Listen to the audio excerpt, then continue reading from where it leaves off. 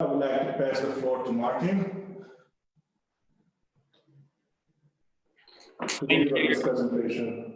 Thank you very much, Daniel. Thank you very much, George, for the brief introduction in the CV guidelines. And of course, also thank you very much, Peter Kleinman, for taking the time to participate in this call and to speak to us, Snow Volleyball involved people, organizers, and federations. I hope you can understand me. I am happy also to share my screen now with you so that you see what we prepared.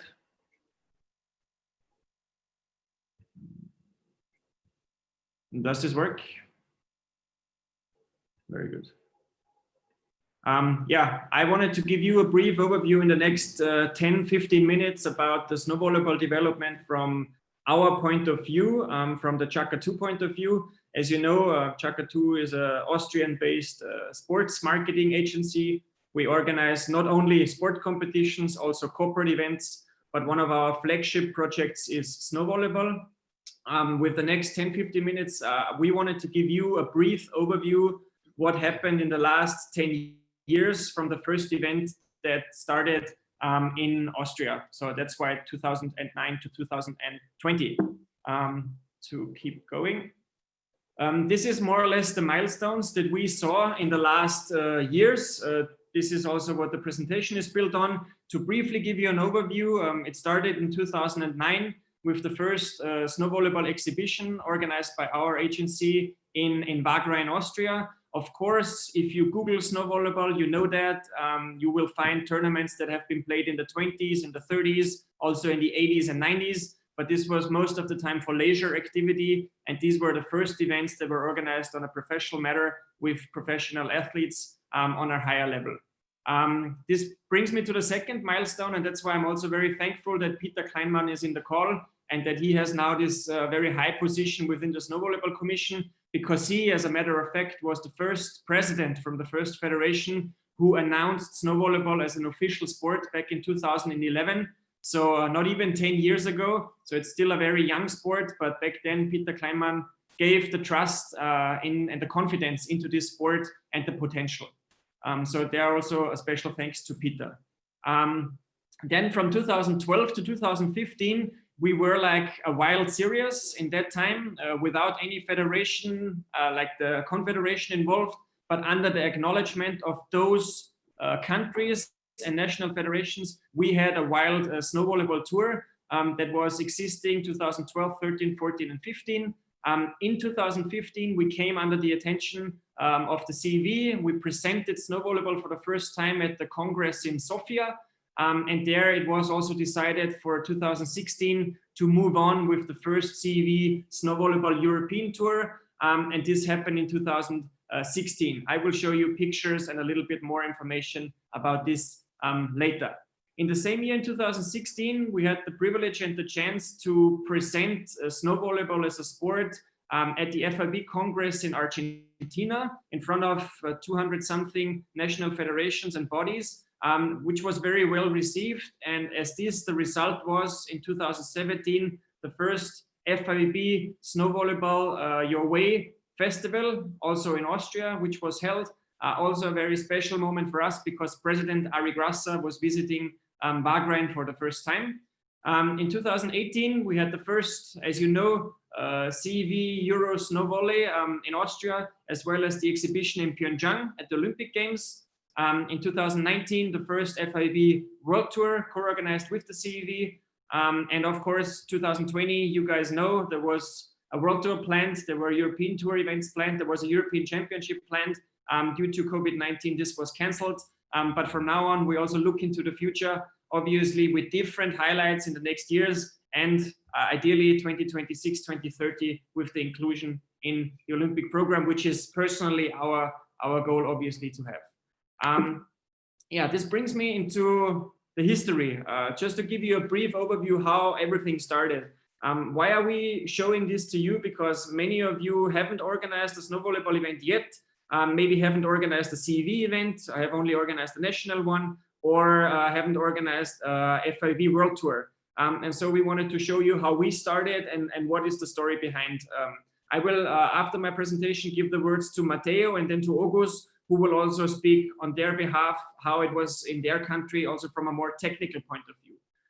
This was our first tournament that we organized in 2009. Since this was a new sport, there was nothing to really advertise or to show, no pictures. I simply did a drawing to go from sponsor to sponsors to really tell them and ask them if they could, contribute with 500 or 1,000 euros to sponsor this event. The turnout was quite okay in 2009. We realized that for ski resorts, this is a great opportunity to skiing and to snowboarding at the end of the season in February, March, and April, which is on the Northern Hemisphere, our winter, to really push it there. Quickly, we developed in 2010, the event got bigger. These are pictures from 2011. It was still a snow volleyball exhibition at that point.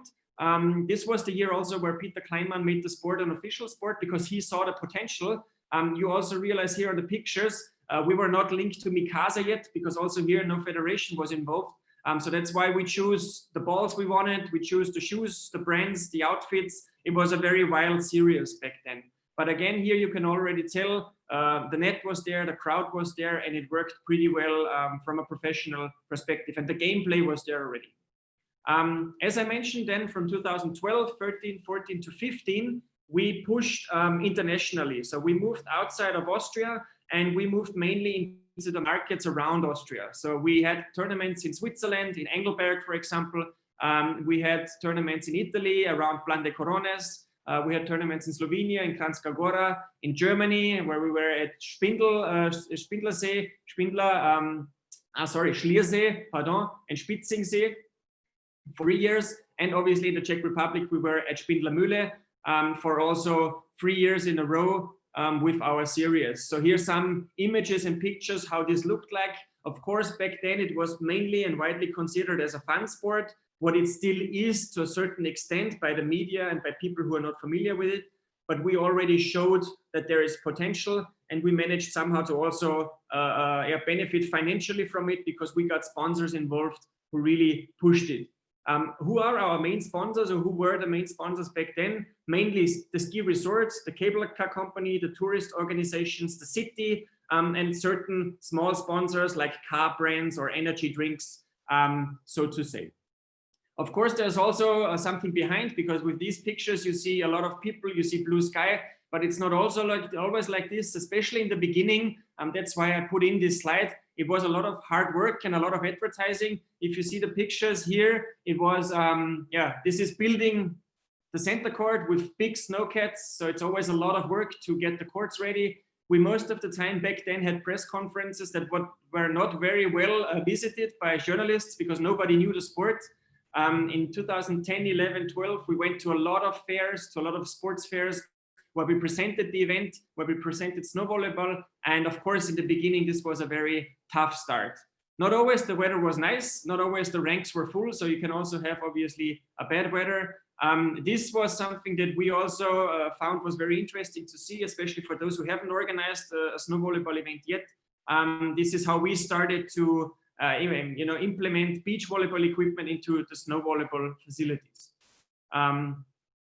What we also did from a very early age on, and from a very early period on, was that we involved the kids, because we really think generally that it's important to have the kids involved. So we organized Kids Day in very close cooperation also with Peter Kleinman and with the Austrian Federation and with the national schools and clubs involved.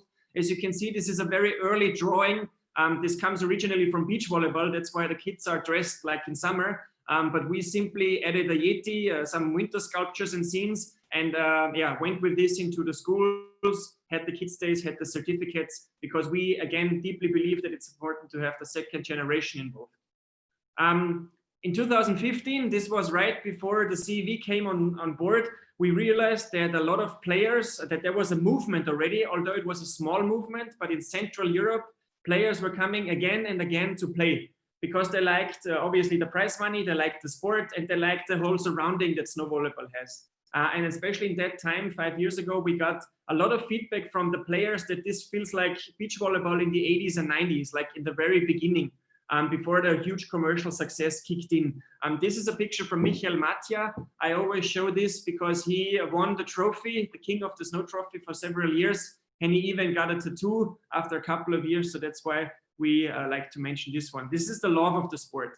At 15, 16, there I would say was a cut from the fun aspect to a more professional level.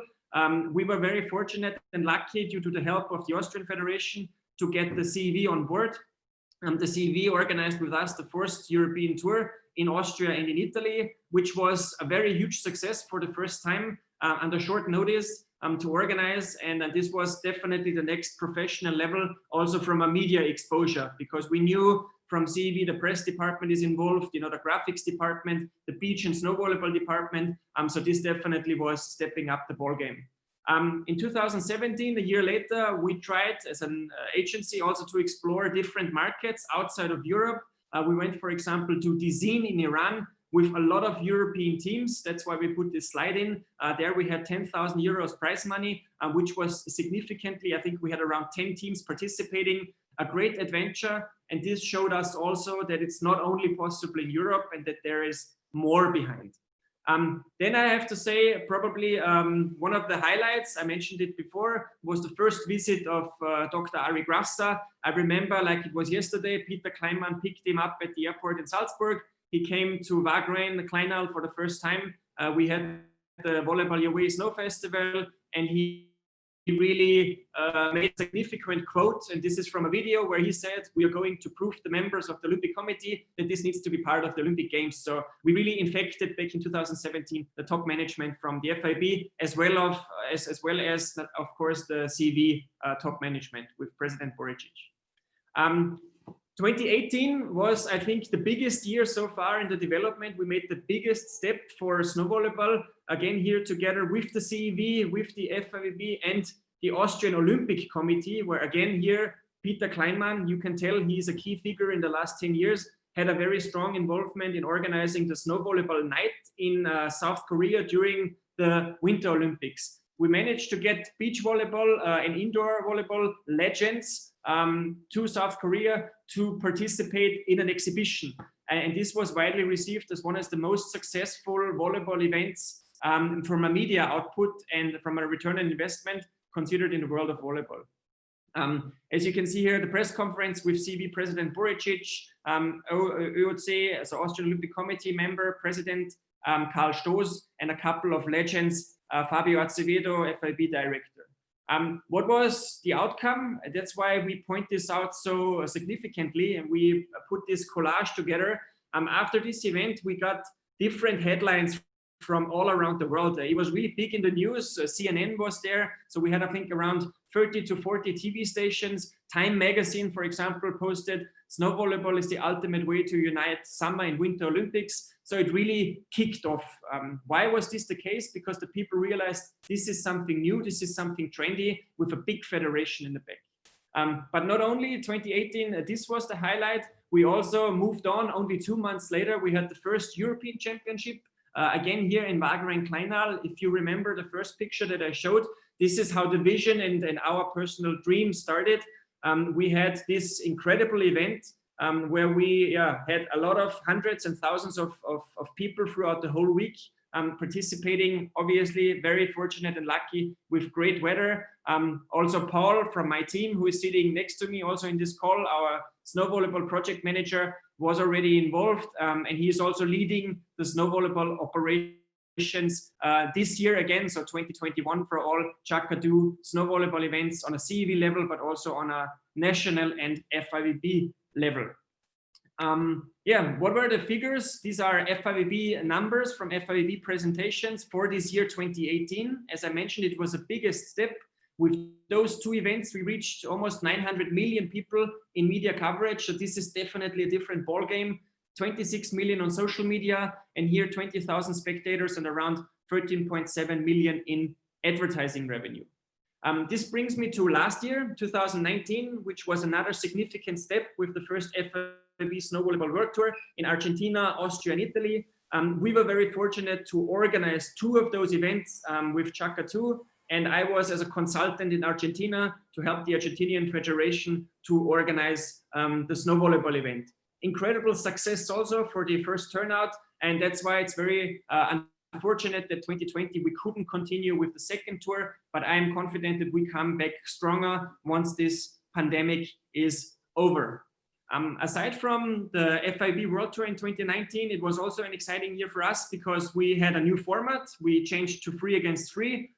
We have a new ball. I think this is also an incredible establishment and consideration for us. Mikasa developed the own snow volleyball, and we had new continents involved.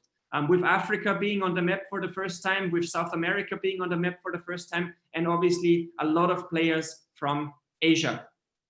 What is the status quo? As I talked with Daniel before this presentation, to also give you a little bit of an insight what Chaka 2 is doing and why we are organizing snow volleyball. We developed this brand in the last 10 years. Obviously, I have a team here of around 10 people in my agency working for snow volleyball, obviously not 365 days, but Paul is dealing with it all around the year. What is involved? We have obviously a shop system, we have a website, we have a sponsor magazine that we bring out every year to really attract new sponsors. We managed to get sponsors also for this sport. Semperit, for example, Continental Tires, is one of our sponsors who sponsors a 6-digit figure to invest in those events per year. So it is possible also to draw the attention.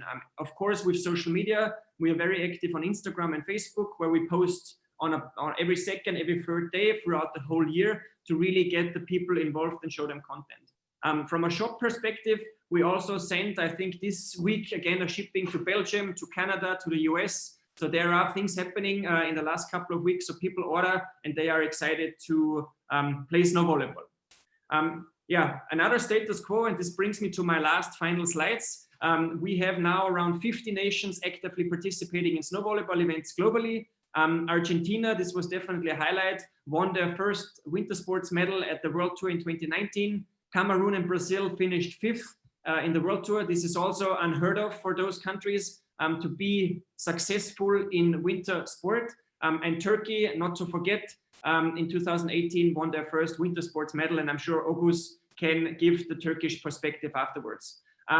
The outlook in the future, I think you guys know that. If you're not, I'm happy to tell you. In the Summer Olympic Games, I think it's important to know that 140 something nations won medals in the Summer Olympics, and in the Winter Olympics it's only 45 nations, because you can tell way less people and way less countries are involved in the Winter Olympics. As you can see in this map, all the countries in red have never participated in the Winter Olympics. All countries in black have participated but never won a medal. And we genuinely believe that we can make snow volleyball an Olympic sport and open up the Winter Olympics to the Southern Hemisphere. This is also the dream and the vision of Peter Kleinman, where he also thinks we can make winter sports more popular, especially here in the Southern Hemisphere, not only South America and in Africa, also in Southeast Asia. And it's not necessarily what we've seen, that you need to have snow to practice the sport. Even people coming from beach volleyball can be quite successful on the snow. Yeah, and this is almost my last slide.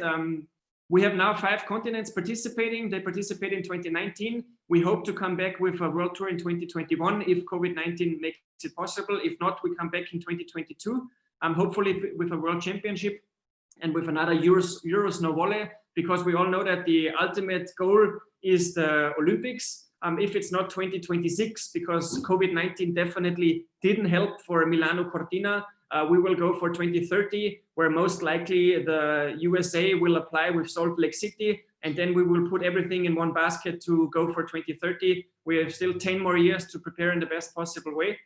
And I hope with this presentation, you guys know what is at stake and that you organize your tournaments. And of course, after this presentation, Paul and I are happy to take your questions, and I was always available for email conversations or for a phone call.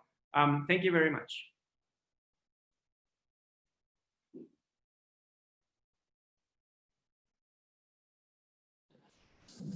Thanks, Martin. Thank you so much for your presentation. It was actually very delighted to hear all of the journey that you took so far. I just have one question for you. How did you get involved with snow volleyball at the first time? Excellent question. I'm involved in the ski resort in Austria. My family, they own a couple of places around where we first played the sport. And initially the intention was to just generate an event and bring people there. That is a little bit, I would say, yeah, off the record, and that nobody is aware of something outstanding. And we were Googling, we were chatting, we were talking to our friends from the sports scene. I know a couple of beach volleyball players because I never played professionally. I have a love for the game. I play as an amateur. I think it's a great sport.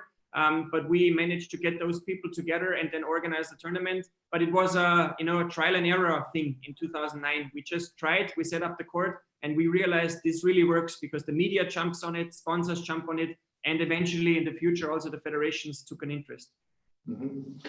And if I can ask you another question as well, if you are now looking back for the past 10, 12 years that you had involved in snow volleyball, what do you think? What was the biggest challenge for you at the beginning?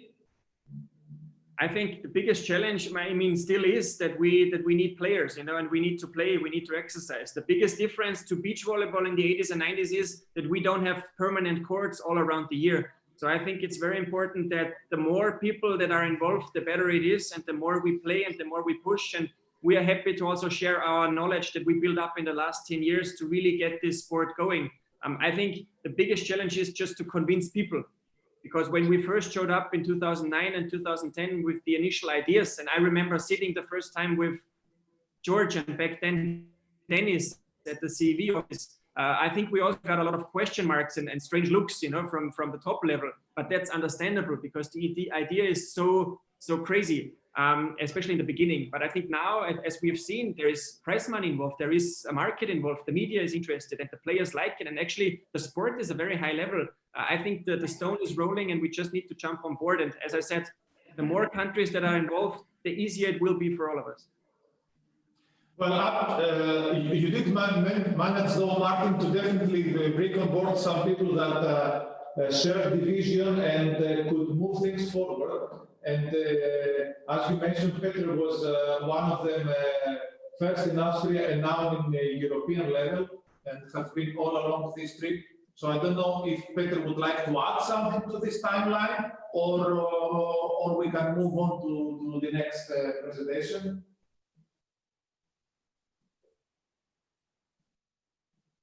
Hast du noch was hinzuzufügen, Peter?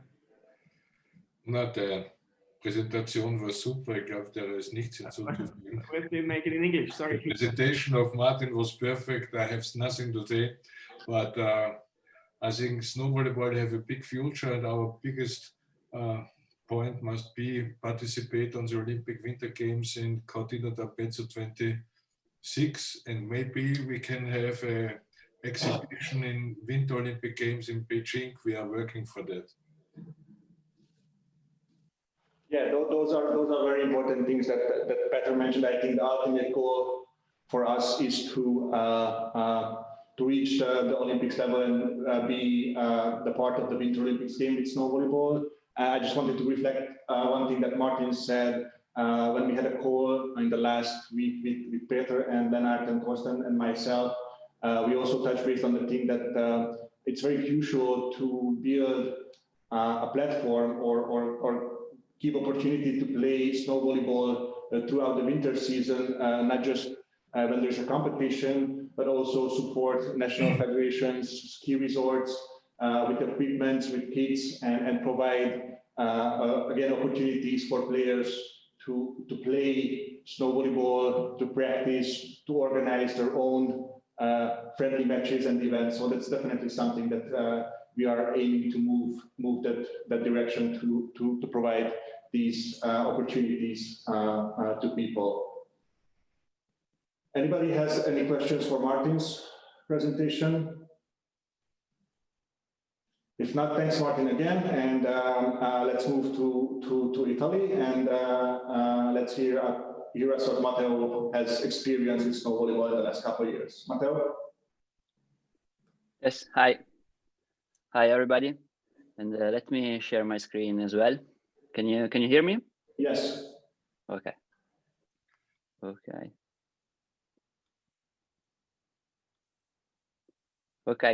Well, first of all, I as well wish to say thank you to everybody that is present here today.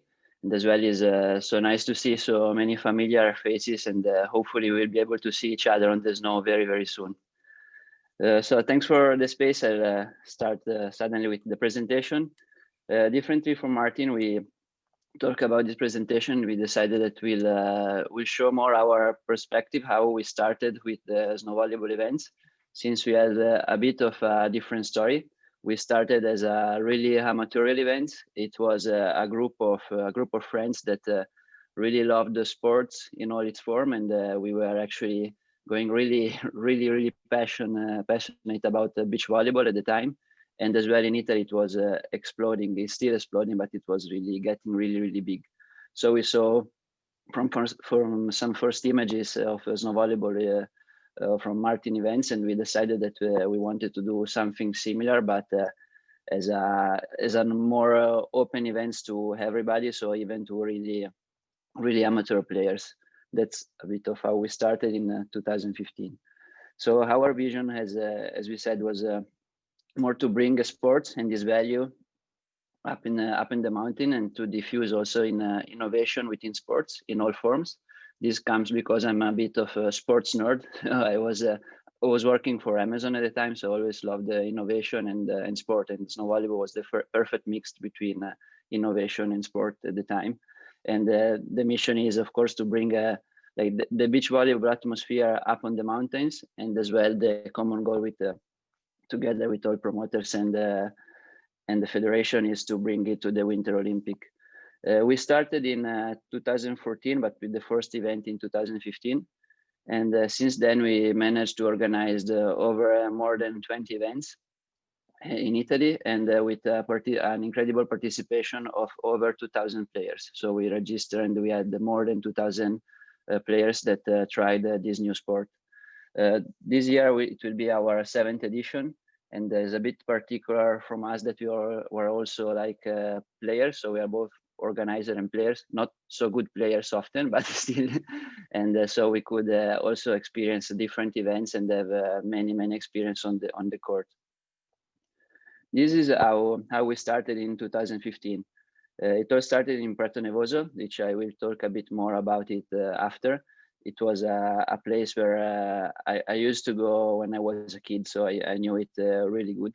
And we decided to organize this first event with a bunch of friends that were really passionate about beach volleyball. And so we started in a really amateurial way. And we were able to build in the first edition a 7 courts venue with over 70 teams and 150 players.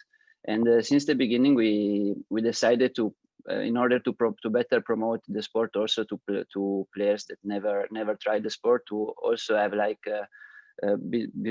besides the official category, it was at the time the 2 against 2 men and female, to also have like other promotional categories, like at this time was the 4 against 4 mixed. So we had 2 girls and 2 boys on the same side of the courts with a mixed net. So the net was 2.35 meters.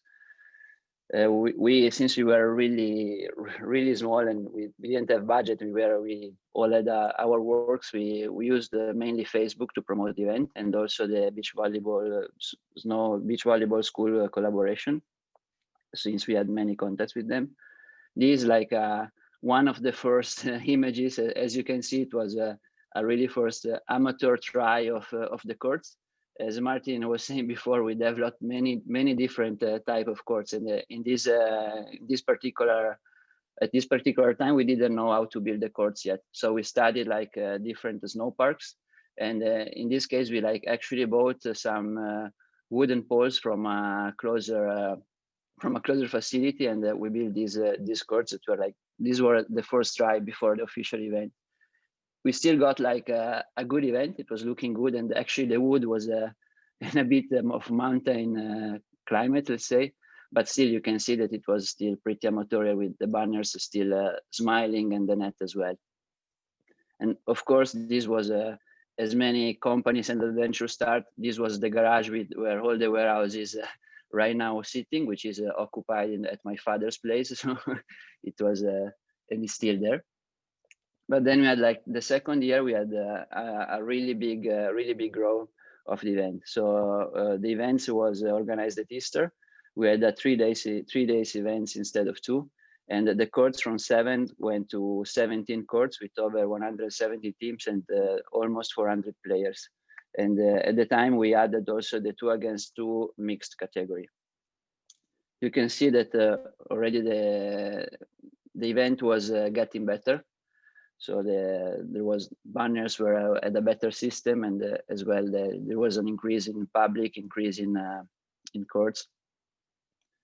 And then we arrived at 2017 when we started the first national tour. So we had a first Italian tour with an actually dedicated ranking system, and Pratone also became at the time the grand final of the world tour. The first edition of the tour had four events with over 250 players, 250 teams and 500 players, and we started to have a first main sponsor that was Acqua San Bernardo at the time. The visibility really increased also thanks to the organization with the press office, and we started to look more professional. In 2018, we organized the second edition of the tour, and we have been organizing it ever since. And we also started to organize SAV Snow Volleyball stops. And from the very beginning, also we started to collaborate with Martin, and we started to bring players in Chaka 2 and other European events. So we had in 2016, we had for the first time like our players going to Kronplatz as well.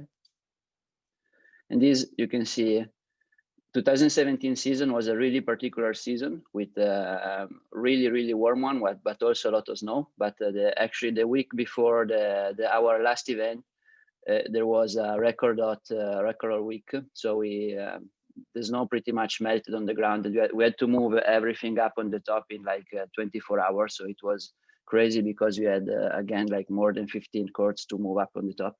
And so we developed again a different method to build the courts, and also we adopted the FAVB system. Let's call it, that is the same that Martin showed before. So it turned out in a beautiful environment because we were right in the middle of the mountains.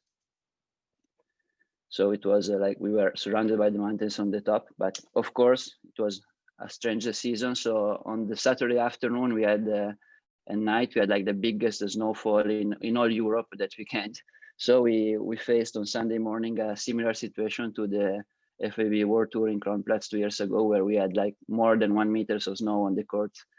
And that was actually a fun part. We managed to get some courts free with the piston bullet. But since it was still a fun event for some categories, we had a couple of courts that were played in a completely powder situation with an extreme fun from the players actually. And now we come to 2019. It was the last full tour that we had in Italy. So here we go a bit more through with the numbers. And 2019 had 7 stops that touched 5 regions in Italy, with a lot of slopes, of course, because they were big resorts. And we set up altogether like more than 50 courts. Our players were 53% male and 47% women, so it is pretty much 1-on-1. And we had more than 400 teams, 800 players, with altogether 2,000 participants of the publics around or at the event parties at night. And the average players average was 28. These resulted also in a lot of potential contacts because with in these 7 stops, we could reach more than 120,000 people. So it was already important numbers for the sponsor. As well, the communication grew a lot because from the year before, we had like more than 300 publications on press, web, radio, and TV, which was an incredible growth from before. And as well, the media evaluation grew a lot in the last years. We as well used a lot the social networks, and also this is a good point for promoters because they can use both We had our channels that all together reach like 30,000 followers. But as well, you promoters can leverage the two location social networks with agreement with them, and as well the influencer or top players that can be engaged in the development of the sport. And of course, SCV, FIVB, and National Federation also take part in the promotion. So in social numbers, the event is can have a pretty good numbers also in a sponsorship optics. These were, as you can see, the events in 2019. So we changed a lot also in the setup, and it was looking as well more professional. And of course, players were from the very beginning actually had very amateur players together with ex-Olympians. And at this point, we had like an actual very good average level of players during the tour. These were some pictures of the different stops we had in 2019.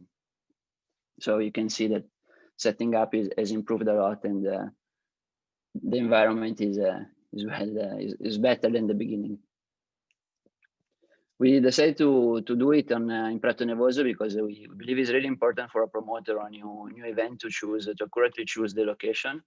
And Prato Nevoso was a location where I still has a home there, and I used to go a lot when I was young. So it was, when I first saw Snow Volleyball, I thought that it was a perfect event to have a big festival on the snow in Prato Nevoso, because it's easily reachable by car by everybody. So there is the main slope that is right at the city center. So also tourists and kids and families can stay there and can actually watch the event, and as well players can reach the location and sleep like within 200 meters from the court. So it was and it has a lot of flat area at the ground. So that's why we thought that it was a good location for our idea of a big volleyball festival.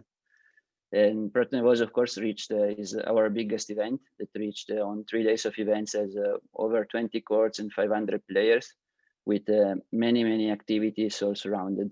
Also, it's good to include in the promotion of the event many collateral activities. This is both for players, but also for tourists and public. We have to think that perhaps a venue, a center court can as well host like 1,000, 2,000 people in the public. But usually we visit venues that can have like even more than 20,000 visitors. So this is a really strong point also for sponsor to show them off that yes, it's true, we have an event with 200 players and 2,000 spectators, but as well they pass by like more than 20,000 people. It was incredible to see like in Alta Badia or in other location where it was snowing really badly. We still had like skiers that went on and stopped to take a pictures or to have a look at snow volleyball events, because they were so impressed that it was so weird to see like people playing volleyball on the snow. And so that's why we decided to always add many activities together with the main event. So there are like kids day and promotion activities in order to have the most people to try the sport, ski pass discounts, night skiing and après ski concerts, many collateral events. In order to develop the sport, as said before, we both use like amateur categories, like 4-against-4 mixed and 2-against-2 mixed, but as well you had like different format that we could propose to location.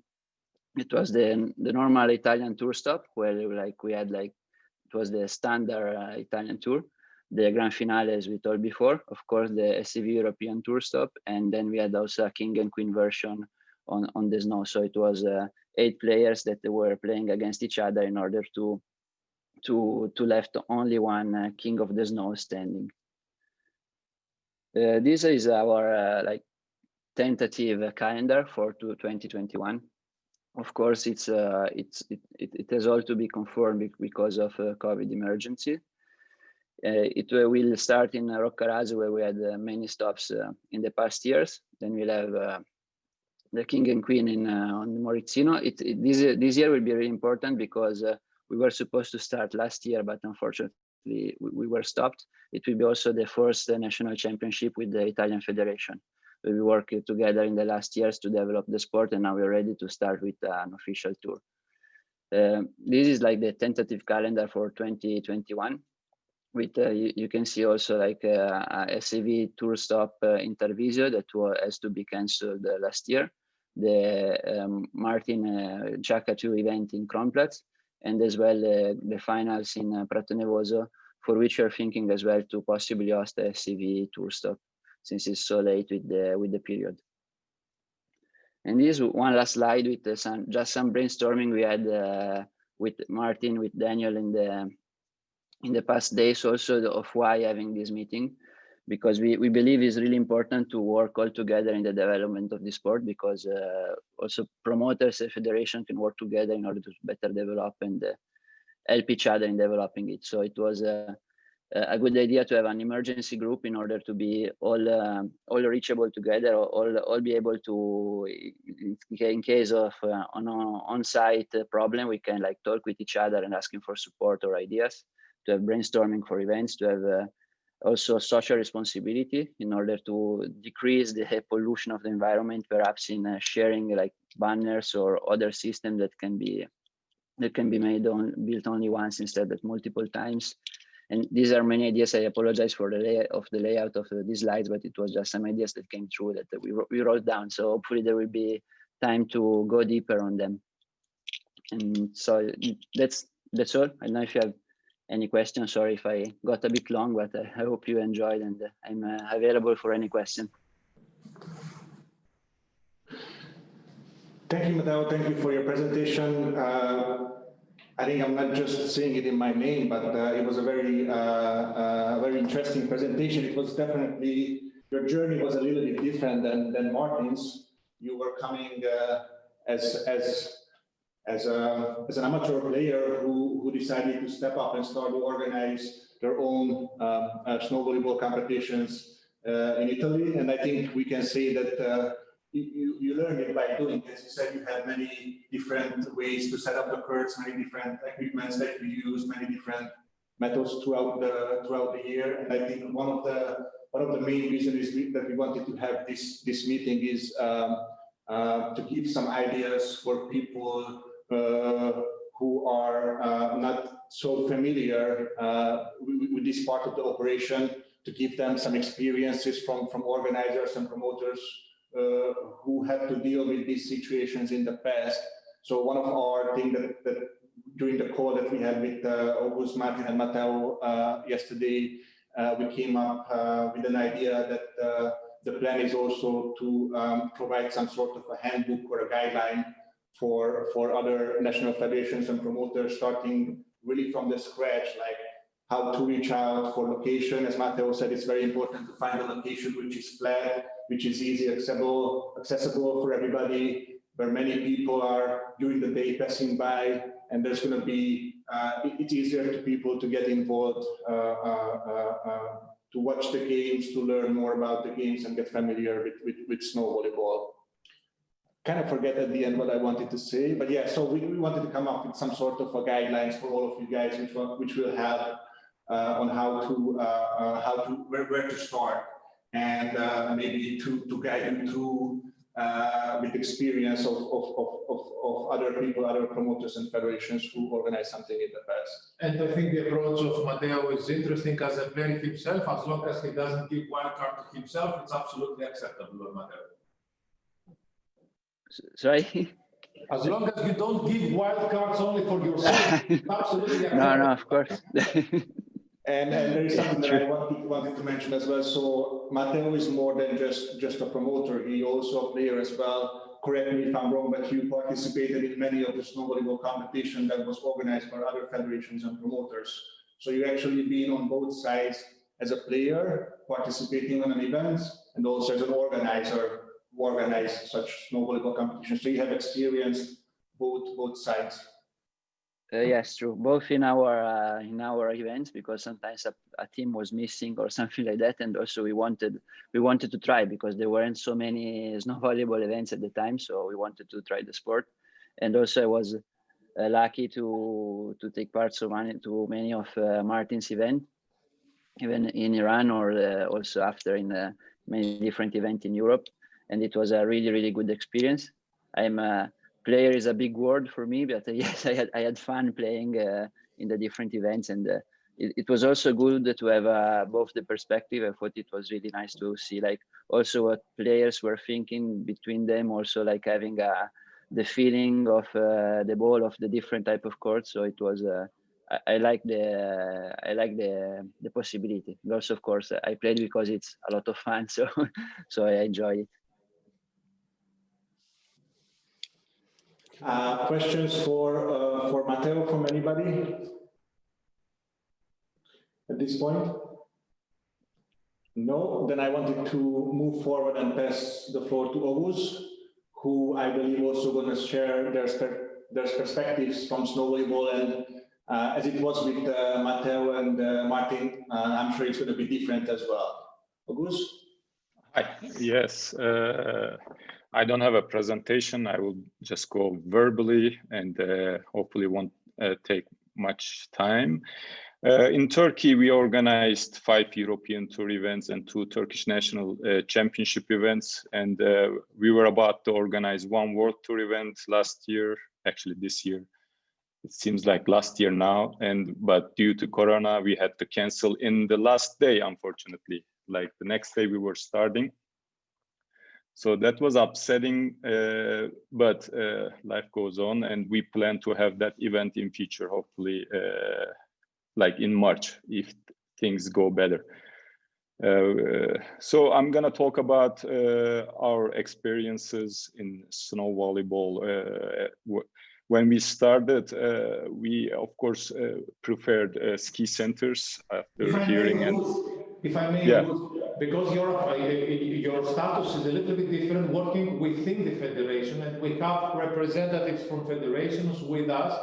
It's essential for me to explain from this perspective, because the previous speakers came from an independent side, agency side, or individual side, but you have started from the beginning through the federation to do things, and that's quite useful to understand how this worked out and what limitations you face and what obstacles you need to overtake for that. Sure. Yes, I was gonna go that way naturally, but naming it better. Thank you. Like that, from the federation perspective, we wanted to have a snow volleyball event, and actually, after hearing this in our commission meetings, I got the idea and I started spreading around to some of the promoters we had locally in Turkey, and of course we had beach volleyball event experiences. So I have also many municipality contacts who also organize sporting events. That's why we spread the word, and then there was one promoter company who was very interested in organizing this event. They started contacting some places, and also we started contacting some other places we had. And then we finally got actually 2 candidates, one in Kayseri, one in Bursa Uludağ, one ski center, and the other one was actually a gondol company, like a telepheric company, we say. And first one, we worked with a promoter, and then the second one, we directly worked with the company. So as federation, we have a couple of ways working. So we can work with the promoters, or we can directly work with municipalities or other companies. So this actually naturally came up like that. So we didn't really plan, but things got us go that way, which was still fine. And we organized actually 2 good events. We were lucky, we had a good weather. And like the picture behind me is from RGS.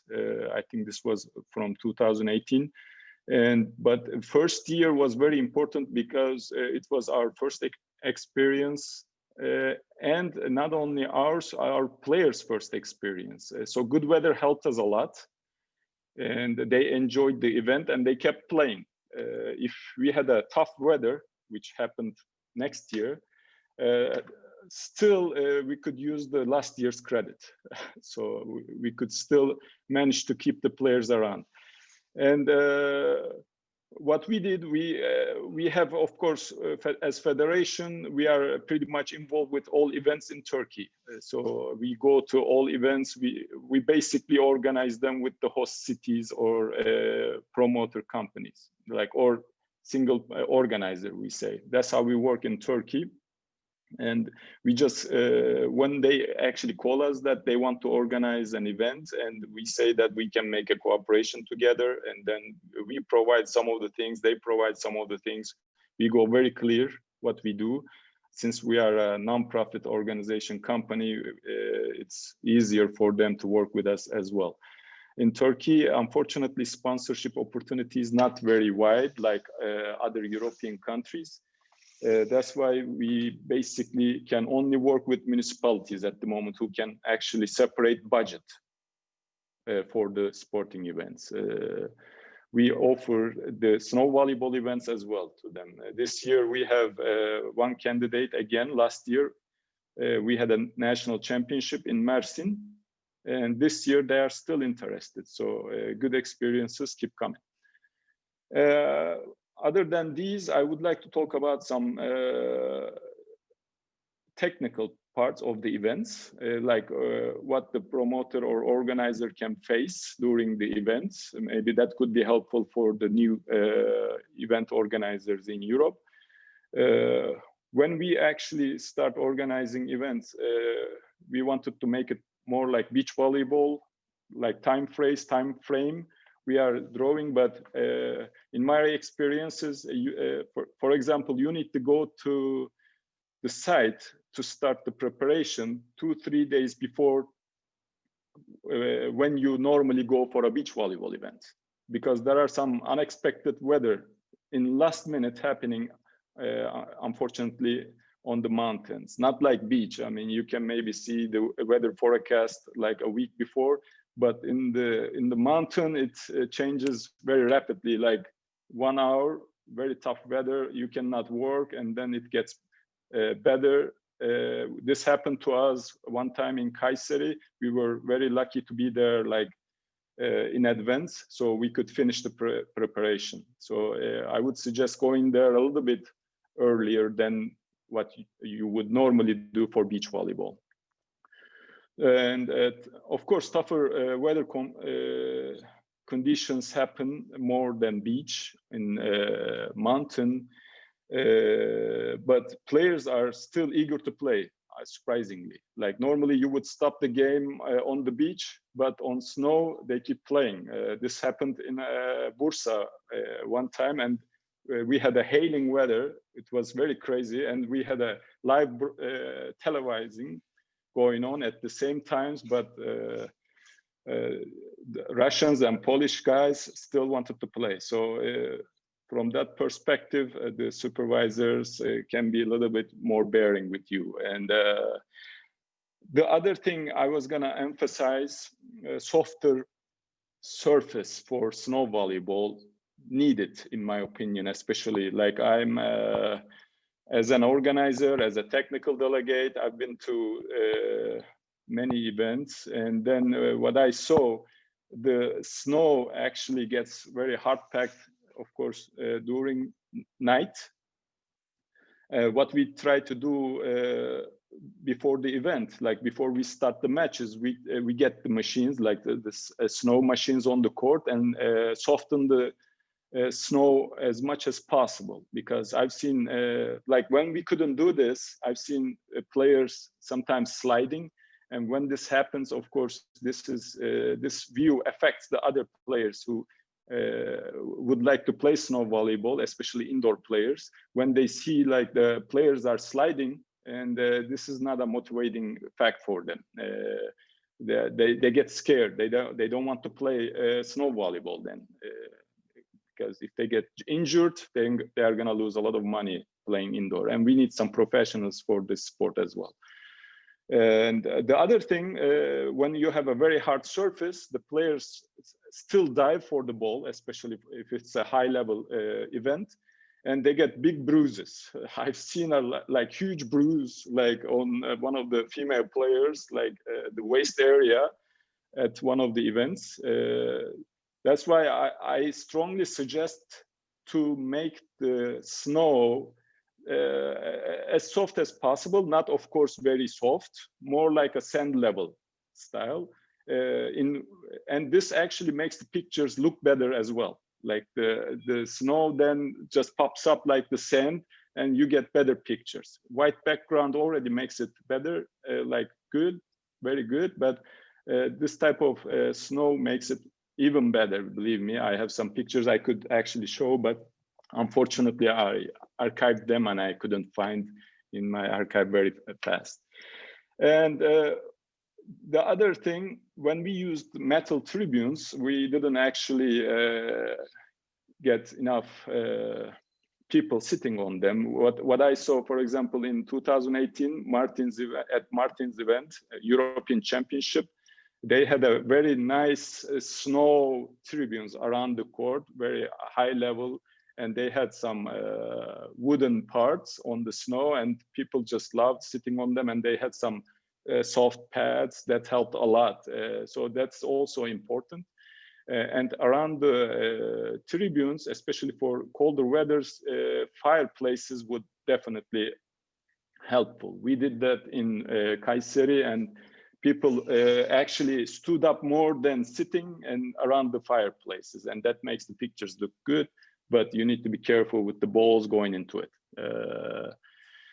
And the other thing, athletes' shoes, when they play again and again, especially in a very busy schedule, they get very wet still. And that's why I suggest to put some extra drying fireplaces for them and take care of the players, because this is also something like, how can I say, not motivate them, like the demotivation or something. I don't really get the word now. And we were lucky to have permanent facilities in Kayseri and Uludağ. If possible, just having an event near the permanent facilities you can use would make the event in much better condition, because the tents, they get cold, and then you get some, especially if the weather is good, no problem. But if the weather is shaky and cold, not very helpful. So, and with the new structure of snow volleyball, 3-on-3, the rallies get longer, matches get longer, and the schedule runs later. So we need to take care of that as well. As an organizer, you may have some hard time. So I wanted to emphasize that too. And the other thing I wanted to say about melting the snow, this also happens. And in Kayseri, actually this year, we had this. We could still play the event because we had more than 1.5 meter, about 2 meter snow depth. We were lucky, but the snow may get melted. So if it's possible, just pack more snow than you would normally do, not only for 40, 50 centimeters, like at least 1 meter, if possible, of course, not everywhere can have. These are the notes I wanted to share with you. And the other thing I would suggest, if possible, just keep statistics of this is what we are gonna do actually when we start organizing snow volleyball events. Who is playing your events? Like indoor players or beach volleyball players, or just hobby players, amateurs. So of course, for us, it's easy. We don't have a lot of snow volleyball players. We don't have a lot of beach volleyball players. We can know, but this would be also a good way to understand the target, especially for sponsors as well. That's all. Thank you very much.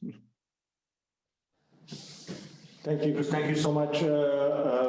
Thank you for sharing your experiences with us. I have multiple questions, but my first question would be, since you mentioned that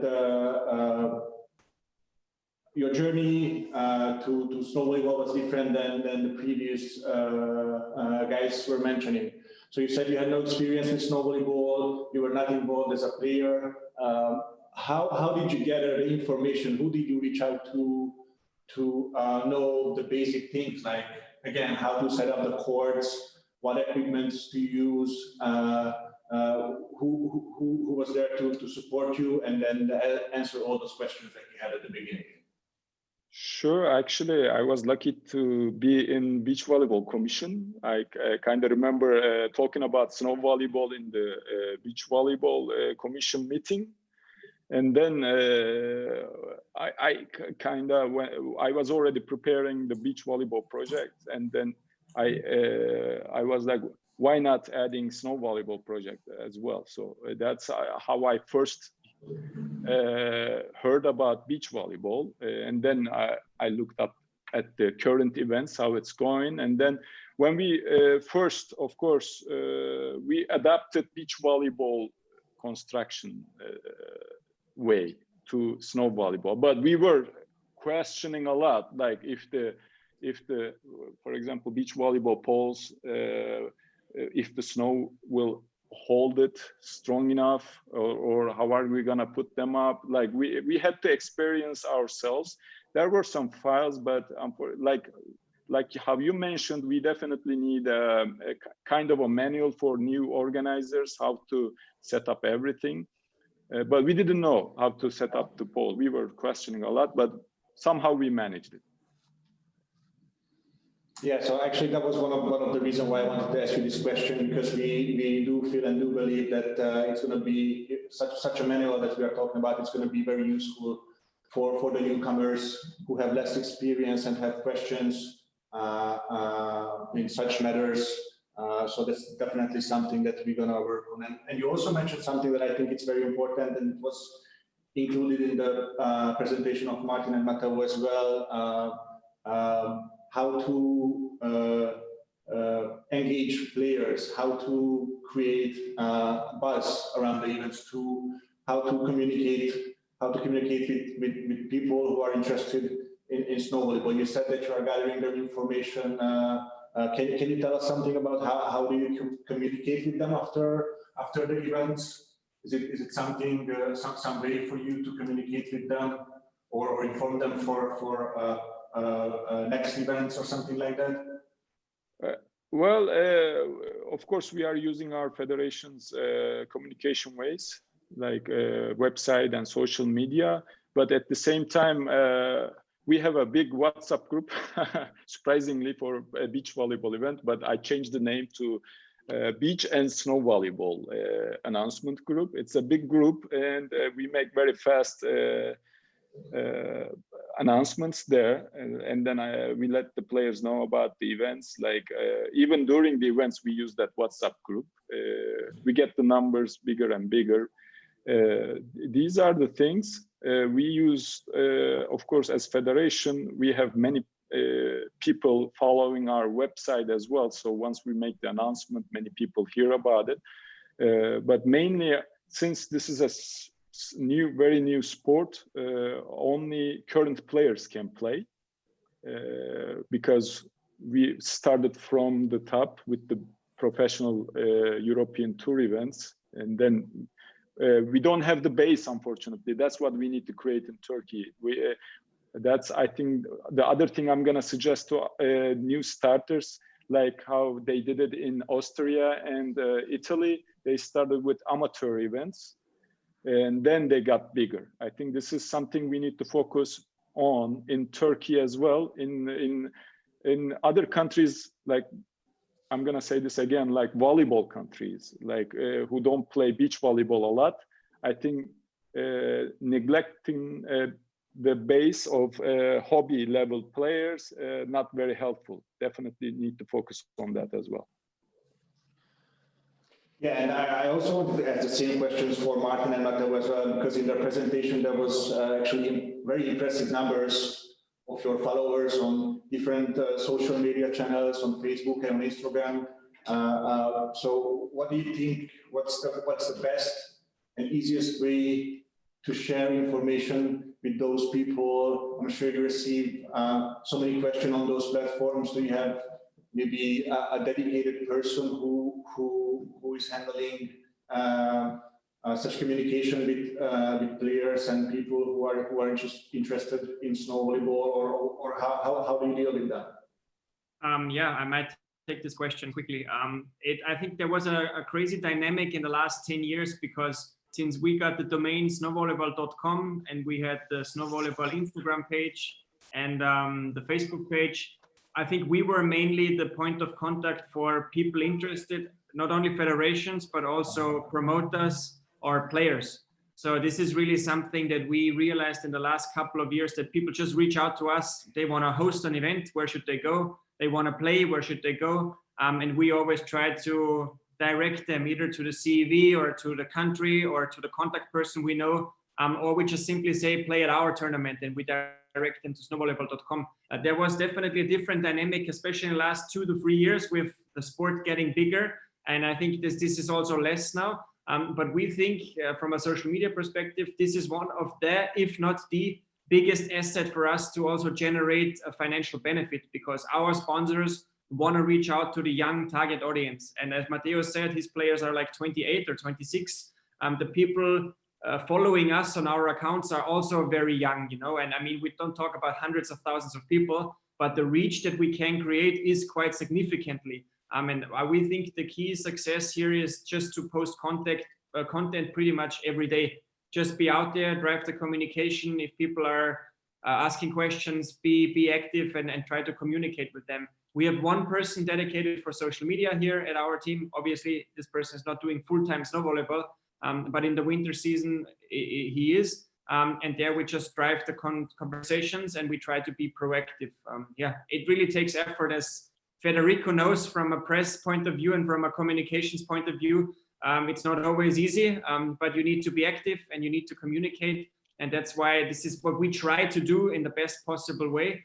Yeah, because you need to fill up the content with blog posts, with news entry. It's especially difficult right now because so many players reach out to us and ask, when do you announce the tour stops on snowvolleyball.com? When are we going to see the tour? And you know, I'm going on WhatsApp conversation, me and my team, to the players and telling them these are the tentative dates, because we have the dates fixed, you know, but the ski resorts keep the question mark or keep the right on their side, saying we still want to be able to cancel to any last minute.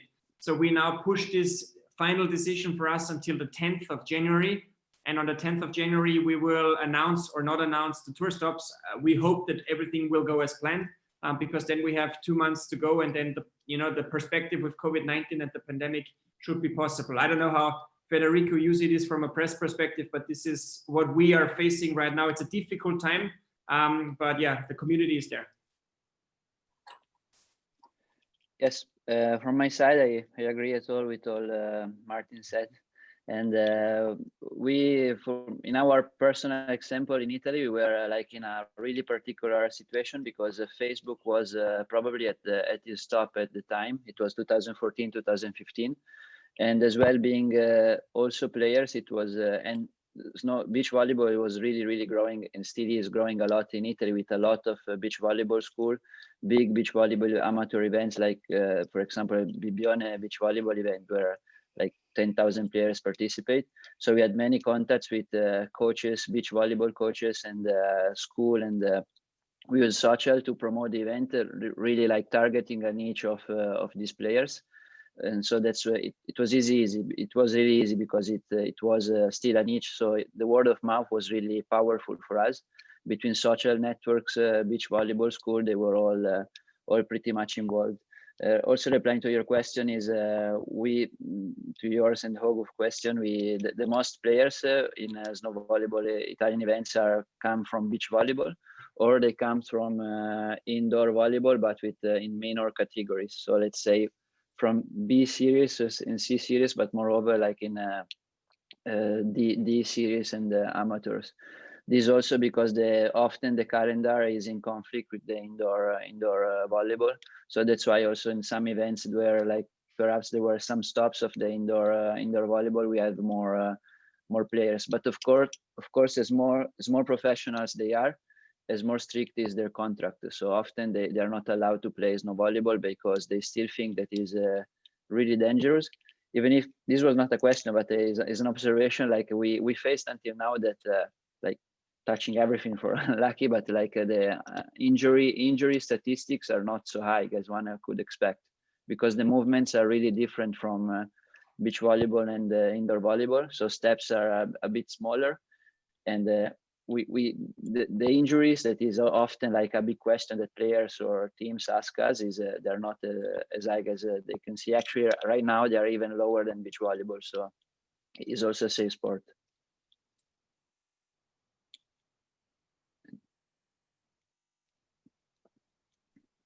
Perfect. Thank you so much.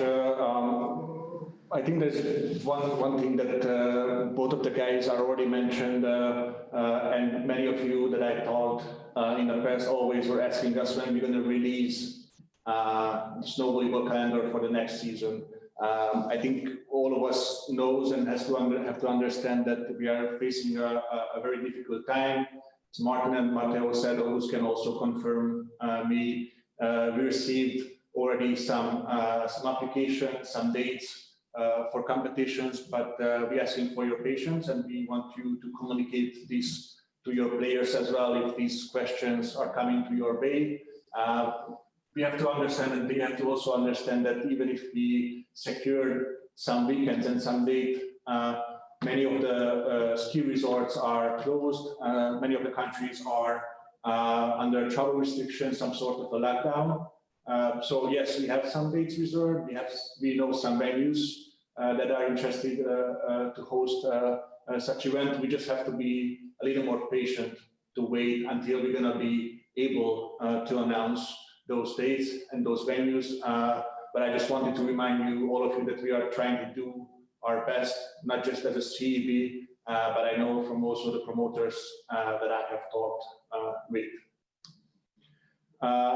Before we close this meeting, because we reached the scheduled time frame, I just wanted to again ask if there is any questions from any of the participants towards us or towards to the promoters who had their presentation.